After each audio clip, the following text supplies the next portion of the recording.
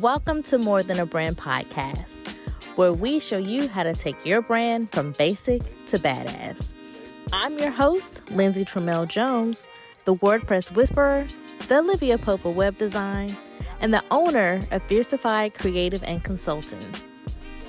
I invite you to sit back, grab your favorite glass of wine, and your note takers, because I'm dropping jewels all season long. Thanks for listening. Hello, and welcome to another episode of More Than a Brand. I'm here with Brandi Johnson, the style expert, the girl wear them shorts, get your closet right, everything about style. And Brandi, everybody knows you as the style expert and the stylist, but who are you without the titles? I am probably a daughter first and foremost. Family is very important to me. I am the funny friend, but not the laugh at you funny friend, like the laugh with you. I'm the one who starts the jokes. I am someone who is just really proud of the fact that I got out of hustle culture and toxic work environments, especially when in my 20s, my career was my identity. Yeah, without the titles, I'm a person who's just moving and healing and growing and really proud of who I am and what I've done beyond the achievements and the accomplishments, just like some of the inner work. So when you were in hustle culture, what were you doing? So for years and years, I was actually an executive in the learning and development field. So I worked as a senior managing partner at a national consulting firm, specifically around education reform. So the mission to really just energize and uplift and make better the caliber of who's coming into the teaching profession for our nation's Black and Brown children. So I did that for over 10 years, curriculum, instructional design, leading teams at scale, over 140 people. And I was responsible for a national product suite that went out to over 40,000 teachers in the course of my time there. So lots of things. I was really well known in that space, still am sometimes, like for the old heads in the crowd. That's what I did for years and years and years. How did you shift from being in, that's a big jump, from being in education to becoming a stylist? Yeah, everybody out there was like, education to fashion, and everyone says exactly what you said. That's a big jump. And Yeah. in my head, it's not, and I'll tell you why. But I understand why everyone says that, because especially if you are in education, social work, adjacent spaces, you have been to some conferences and you know what the style is and is not in them rooms. No shade. There's a lot of sad cardigans. So yes, I do understand why people are like, how did you what? So for me, I always say I'm a stylist, right? Like the style and body image and confidence coach, but I'm not a fashionista. I'm not a kid who wanted to read Vogue magazine. Even to this day, Met Gala comes and goes. I'm like, I guess y'all. This is my life. I could not basically be less interested in haute couture, and of course in forms, it's a trickle down, right? I have to stay up on it because it does trickle down into kind of what we get mass market, but it is not a passion. And so for me, fashion is an industry. Fashion is a $1 billion industry, and it's also something that is done to us. It makes us feel away. It makes us feel like we have to keep up. It makes us feel like we're not getting it right. It makes us feel like, do I need this? Do I need that? Consumption.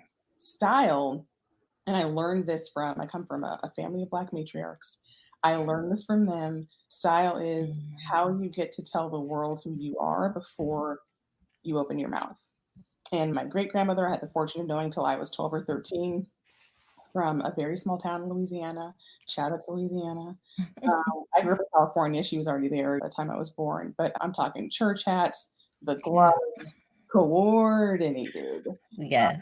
And my grandmother, who's now 89, and I'm also just so blessed to still have her in my life. She is style persona.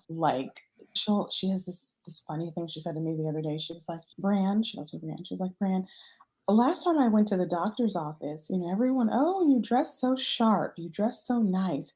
And I'm just thinking to myself, of course I do. Everybody else looking like they've been thrown away. She does not use words. Oh. So I grew up with this sense of style is like the way that you express yourself, and it's fun and it's playful, which is I think Mhm. different from how I talk about fashion. So the leap was, because I have not answered your question yet, Lindsay.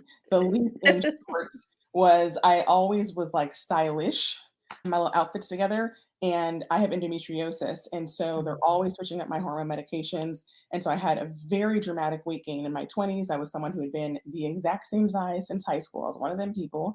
And then all of a sudden, like literally in 6 weeks, I gained 20 pounds. Mm. Felt like it was overnight. I was devastated. I would sit on the edge of my bed and cry every single morning. I had to go to client sites. I had to lead meetings, lead teams, and I didn't know what to wear and nothing fit. And so that was really the beginning of my journey as a stylist. I didn't know that, but having to understand fit and bodies is really different than is it cute Yeah. or is it quote my size. So that's really how that got started. Fast forward, I started just like helping out friends and family. I really thought anybody could do this, right? It's I think when we're good at things, right? Like you Mhm. granted how much of a skill and like an innate talent there is. But yeah, I would girlfriends, oh my God, I got a wedding in Atlanta this weekend and I haven't even gotten a dress together. I'm like, oh, here's 3 links. Yeah. How are you doing this? I'm like, how are you not doing this? Oh, I know, right? Yeah. People didn't have the interest or the time. I didn't know Mhm. about the skill. Fast forward, I ended up getting selected by Stacey London from What Not to Wear, if you know that old Okay. show. Mhm. And they're actually, but she led a training for 60 people. You just paid to get in, anybody could get in. But after the 3 days, what they didn't tell us is that she was going to be personally selecting people that she'd had her eye on throughout the 3 day conference to join her team. Mm. Five who was selected. So that Oh. yeah, that's what started my like, "Oh, is this a job thing?" And I stayed in education for a couple more years doing some consulting. I was an assistant professor, I did all the things, but I started my business in 2014. Sorry, 2012, actually, 2014 is when I went full time, but yeah, I just celebrated 12 years. That's exciting. So you unpacked a lot. One, I used to love that show. I used to watch with my mom. What Not to Wear? Stacy with the Gray Streak. Yes, that's the original binge watch show, like, that was Netflix Mhm. before Netflix. You would get caught up watching them people, and 5 hours later, Yes. so invested in, like, "What are they gonna do now?" Yeah. So I really that is an accomplishment of being on the working with Stacy. You said your grandmother was from the South, and you said some stuff that actually reminded me of my grandmother. I'm from North Carolina, so the hat, the gloves, the shoes, Easter Sunday, They do not play. everything does not play. I had my little patent leather shoes on at age 4, like, they do not play. They do not. And I remember when I would come home from college when she was still alive, that was our thing. She would want me to pick her up. She had a car and she could drive herself. But she wanted me to come when I Yep, come home from college and pick her up, and we would go to Dillard's or yep, Belk's, yep. the national Southern Black woman favorite store. And we would buy, even at my college age, she want me to have the matching shoes, the matching belt, the She didn't matching purse. And I'm like, I'm 18. I don't want to. right, I don't need to look like a church lady. Yeah. Like, I think you do. I think you do. You better show up. So I love that that culture is just instilled in us as women, especially having strong matriarchs to look up to in that fashion. And then the other thing that you said is the you went through having you do have Mhm, endometriosis and then the weight gain. mhm, I myself can attest to having kids and then the weight mhm. gain and not knowing what to wear or should I how do I address this new body. Yeah. And I just said that to my husband maybe about, I think it was last week. We was looking at an old picture of when my 3-year-old was like a baby. And I was like, oh my God, I dressed terrible. Just terrible. Why did y'all let me go out the house like that? We don't know what we don't Yeah. know. He was like, you just gotta find your style, but that is not it. Don't show that to nobody else. This picture stays here. Yes, this is a family picture, not for public consumption. But how do you help people when they're in that space, like the new body? How do you help them embrace? Yeah. That for me is it's something I'm so passionate about, and it's something, again, I think as you go along in business, we're so busy comparing ourselves to other people, especially when Mhm. we first start out, that it took me a little bit to understand what truly makes me unique and special in terms of the way that I style. And so I call myself a fit specialist because 90% of looking polished and pulled together is understanding how to dress your body shape. 90%. 10% is style. And when I say body shapes, I'm not talking fruits, triangles. There's so much noise. I'm like, I just don't know who's out there. Oh my God, I'm such a pear. Let me dress my pear shape today. Like it is not flattering and it is not, it fundamentally just doesn't teach you what to do. Because you can have body proportions in different places that don't align to apples and to it doesn't work. So the way that I teach it is very simple. There's 5 body shapes. Everybody's one of them. It's like the only time in your life where you're so excited to not be unique. You're just one of these. And so I help you dress your shape, but it's really because it's dressing your body proportions. And so that's one of the biggest unlocks I help my clients with is that your body proportions have such minimal changes over time. Meaning, let's say your bust has always been bigger than your hips and your thighs, like pregnancy, postpartum, 3 years in, 10 years in, that is still the case. So even as your body may get larger, your butt and your thighs are never going to catch up if that was your natural body shape. So if you understand how to dress your top half and your bottom half, you then just get new sizes.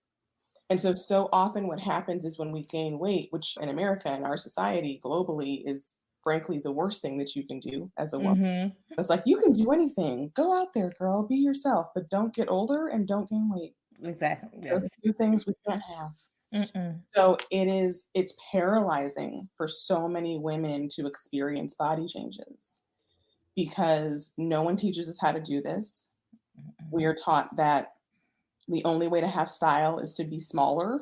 But like you just said, I was talking about someone about this other day. I'm going to date myself, but we romanticize the past so much, right? Like, oh my God, when I was the size this, and you look back at those pictures and it's like, girl, we dressed like up and coming paralegals in clubs, at the club. like pinstripe blazers with a silk camisole. What was actually happening?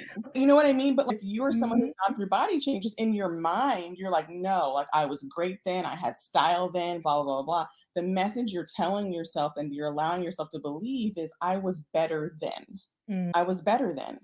And I challenge my clients to think of all the ways you are so much better now. You're so much better now. Your capacity to love, to grow, to heal, to do big things in the world, to know what you want out of life. And so our style can and our bodies can be the thing that holds us back and feeling like I want to go back in time. Everything else is moving forward, but you want to go back in time to that body. So yeah, a lot of it is like just I always say in the way that I teach, because I am an educator at heart, right? Yeah. You need 2 things. You need mindset for sure. We're just talking about right, like then was then. Stop reaching back in the past. Enjoy those memories for what they were, but also enjoy your life now. And then the second is you need style strategies. You can't mindset your way into a pair of shorts that actually looks good and you want to wear. You could try, but fundamentally, like you actually need to know, oh, okay, I need a 4-inch inseam looks good on me. It can't be a stiff fabric. There's like technical things that I teach my clients to just like take out all the noise. They have some really easy guidelines. They know how to shop. It's easy and it just makes mornings more effortless. But yeah, when I was coming up as a stylist, over 90% of my clients were stay-at-home moms in between first and second kid.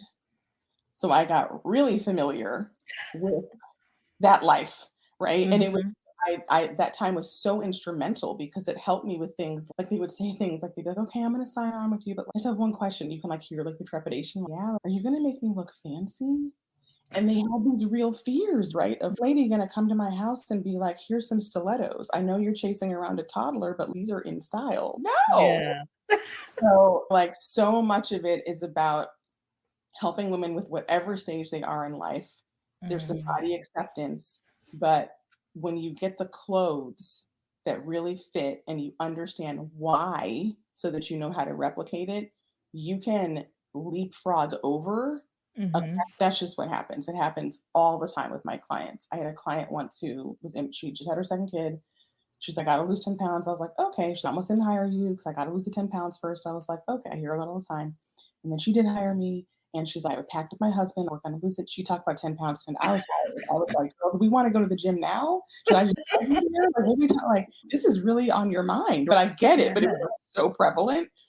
And she was tired of college t-shirts, leggings, anything that could get like spit up on it, spaghetti. Like she was wearing like rags, basically, which is survival mode for so many moms. Yes. But then I'm going to try and go to work. What am I going to wear? Nothing. I have a whole closet of theory suits from when I was a lawyer. I can't fit them. And that's not the job I'm going to. So we did a closet edit.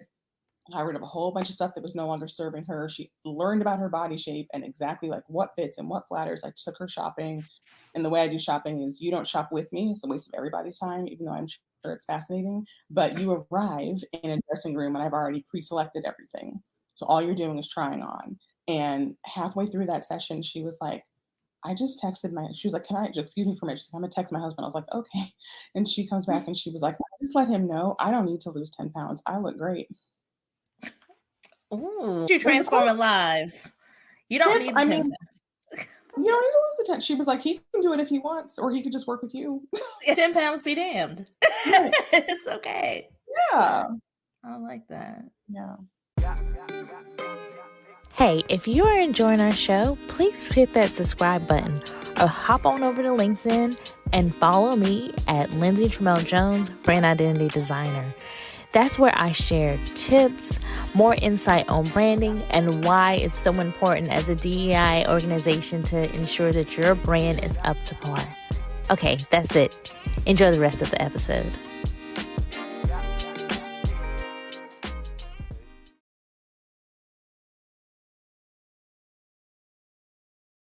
So it's about, and I like that I've never thought about if you've been larger, your chest has been larger, your butt's been larger, it's never going to catch up. I've never thought about it that way. Because always, like for me, my chest has always been larger than my bottom half. And all I see was like, hey, I need a breast reduction. I probably could have thought that when I was a little smaller, but I just wasn't thinking about that. I was just thinking about I'm this size 4 or whatever size I was back then. Right. I wasn't thinking about the whole package. So thinking about your body as a whole package is definitely a lesson learned from working with you. Yeah. That's great. Yeah, thank you for that. I find it just gives people such relief, right? Where it's, oh, I can just be in this body? Good, right? Because like, we don't know that it's possible, right? Like we've been, especially like at a certain age, you've been trying this thing for 10, 15, 20, 30 years of trying to put yourself together on a daily basis. And it's frustrating. It can be really frustrating. And so when I like help my clients with these unlocks where it's like, here's the guidelines, and I get really technical. It's like necklines. We're talking about crew necks, V-necks, scoop neck. Like I'm telling you, these are the necklines that work for you.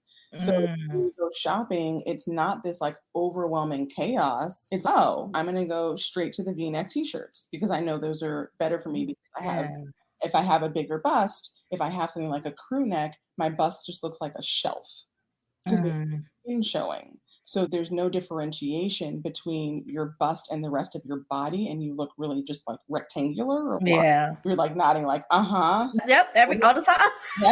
Yep. So it's things like that where it's like these unlocks where it's like, oh, I can keep the boobs. I just need to let them breathe. Looking up here. Right. Oh, that's what it was. And so it's just those things like that just stick with them forever. I have a client I worked with 7 years ago. We're still in touch. And she'll DM me and be like, I just want you to know I gained some weight during COVID. I freaked out. I maybe cried a little bit. And then I remembered your guidelines. And I went back to them and I looked at what worked for me. And I literally just went and bought all those same fits and cuts and silhouettes, 2 sizes up. And the drama's gone. So, yeah. Because like we're taught that when you gain weight, lose weight, whatever, you have to relearn everything. You have to completely relearn how to get dressed. And that is so demoralizing. That's what has us dressing in rags and sitting on the edges of our bed. Because you're like, how? If I don't lose weight, I don't know how to dress. And it's no, you can do it at any size. I love that. I love that. So you were in education. Did you always want to be in education, or how did? What did you want to do? What did 10-year-old Brandi want to do? She was going to be a cardiologist, 100%. Okay. She's going to be a cardiologist. I had my whole specialty picked out. I always thought I was going to be a doctor. I never thought I would go into education. It's going to sound so ridiculous. I didn't know education was a major. I, Mhm. I thought teachers just came fully formed from somewhere. I don't know where they came from, but they just appeared on September 1st and it was like, here's your teacher. I had never even given any thought to like Mm. where these people, how they were allowed to be in front of me. Why are they teaching? Right. It was just like, hey, Miss So-and-so. And I think it's important to know, I went to private school K through 16. So Mm. my educational experience of having teachers was like, they were like mini professors a lot of times in the school cultures that I was in. So I was like, yeah, that's just, Mr. So-and-so. See, I never thought, I didn't like kids as a kid. I was that kid who was like so quiet so I could ear hustle on the adults' conversations, which was so much more interesting than like Mhm. playing hide and seek. Get out of here with that. There's I don't some have time for games. Right. There's some real tea happening with these two aunties, and I'm 8 and I need to know it. I had friends and all that, but I think sometimes people in education are like, oh my God, I've always loved, I babysat, I know. I'm like, Mhm. no. So I did not think I would be going into education. And my major was like undeclared, and I decided I was going to do biomedical ethics. I don't even know what that is. I don't know where I found it. It It sounded, sounded good. it sounded so good. Did my whole freshman year, and then beginning of sophomore year, a friend of mine was like, you should come check out this class. I went to Brown, and there's like a period where you like shop classes before you Mm. decide what you're going to do. And I was like, okay. She was like, it's an education. I was like, education? Like, again, mind blown already. Like, this is a thing. And she had like very like Brown University title. We get made fun of a lot for majoring in basket weaving, which you can't actually do, but if that would be the school where you would do it. And it was like contemporary schooling and the American dream. I was like, I have no idea what these words mean. She's like, just come. I was like, okay. And that class, from the first class I was hooked, signed up, changed my major, everything. It was about how systemic racial inequities live out in schooling. Mm. And I had never thought about it before. Obviously, as a Black woman, even as a Black adolescent at that time, I had experienced racism, right? Like I knew what to Mhm. talk about in our family, but it had never occurred to me. I didn't understand, because they don't want you to understand how systematized it is. Like Mhm. how just built in to the fabric of literally everything we do is keeping Black and brown people away from wealth and access and education. So that was where I was like, oh, this has to change. And so I became an education studies major, minored in African American studies, and went on to get my master's, and I taught. And then I went on to join a consulting company focused all on that. But yeah, if you would ask, 10-year-old me would have been like, Edja, who? What? What? Absolutely not. No, I'm a doctor. I applied to pre med and then withdrew my application. I was like, no, I don't want to do it. That sounds like a lot of math and a lot of science. It does. So 10-year-old you wanted to be a doctor. So would you say 10-year-old you was proud of you stepping out of your comfort zone? Yeah, I think 10-year-old me and we ride together still. I think, my parents are divorced, been divorced since I was like 1.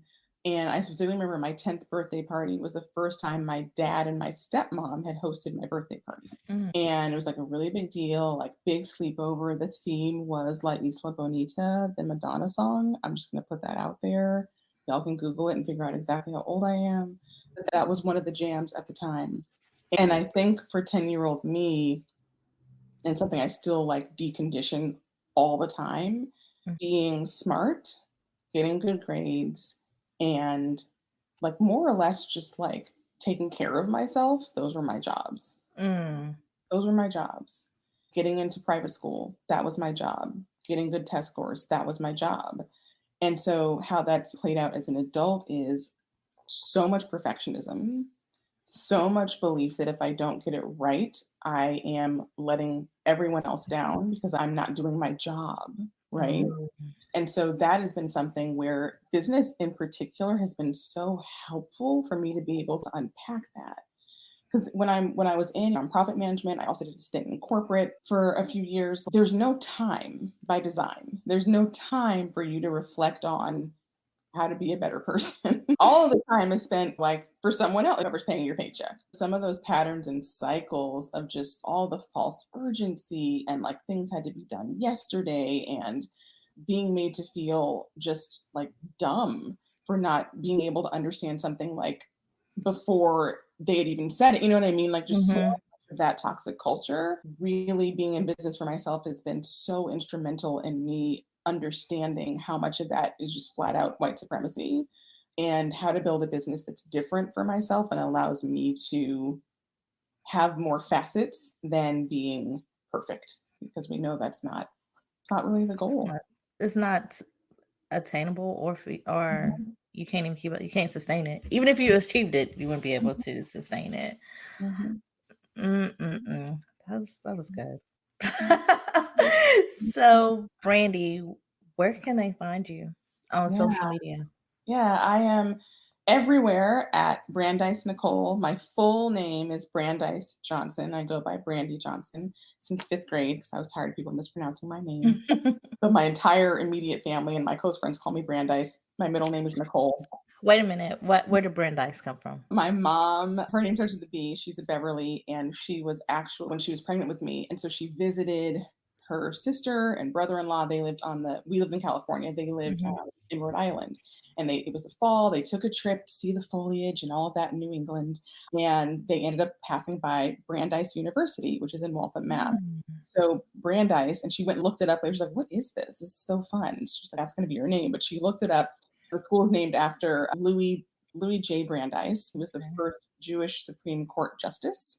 And so, yeah, that's where Brandeis came from. So no affiliation other than that. She just liked the name.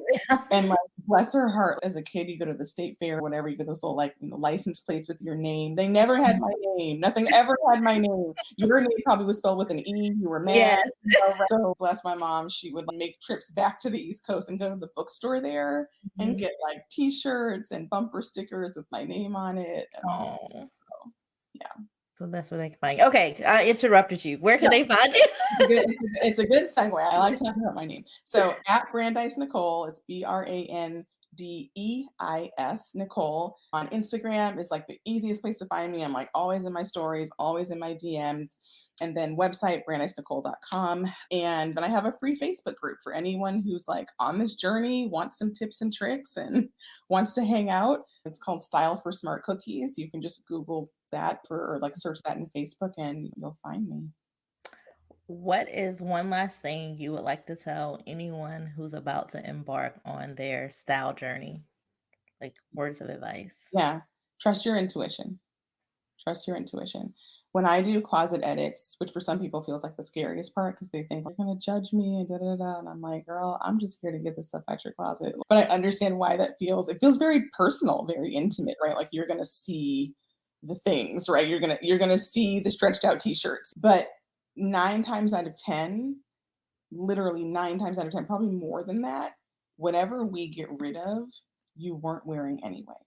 Or you were wearing it and hating it and knew you were compromising, but you just didn't know what else to do. Often we stay in the lane we're in with our wardrobe because we just don't know what else to do. And it's disheartening, it's frustrating, it's all things. But I promise you, I just led a closet edit challenge, free challenge, over 165 people registered. It was like amazing. It was a 3-day thing, and I've gotten such great feedback. And for people who are like afraid to let go of things, because that can be a thing. We talk about scarcity and all, like I go deep, y'all. But in short, everyone was like, the things that I like finally just let go of, now all the clothes I'm left with work so much better with each other. Because like they fit me right and I like wearing them. So having less but wearing it better, that's going to set you free. And I say this as a self-proclaimed maximalist, right? Like I am an overconsumer. So I'm not telling you have to be a minimalist, but I do mean trust your intuition. If it's off, I can teach you the vocabulary and give you the perspective on why something doesn't work, which sometimes is very like validating. But even without that, just trust your instinct. If you try something on 3 times in a row, it's not for you, and that's okay. There are other clothes out there. So just really trust your intuition more about how to dress your body than any fashion magazine is ever going to tell you to, because they need your dollars. they need you to feel insecure about it. I love that. Thank you, Brandi, for joining me. This was a great episode. You gave me some insights on. I'm about to go look in my closet. No, I got quite a few. I got a Dare t-shirt, and that is an original Dare t-shirt. There we go. Okay. It See the Reagan era commercials right now. Like I can picture it. But definitely need to let some things go and figuring out how to this new body. So y'all go check out Brandi. If you need any help with your style, please check her out. Give her a look, give her a follow. Join a free group. I'm about to go join it when I get off of here. And thank you again, Brandi, for joining me. Thank you so much, Lindsay. This has been such a pleasure. And I forgot I should mention I have a membership that's opening too. So if you want a little bit more personalized, like deeper learnings on this stuff, and I do shoppable catalogs, like you don't have to shop, I'm shopping for you. It's really fun. So that's launching next month in June. So definitely stay tuned on all the places I already mentioned where you can find me. You can get on the wait list if you go through my Instagram and be the first to know when doors open. So yes, join it. Thank you guys. And I'll see you in the next episode.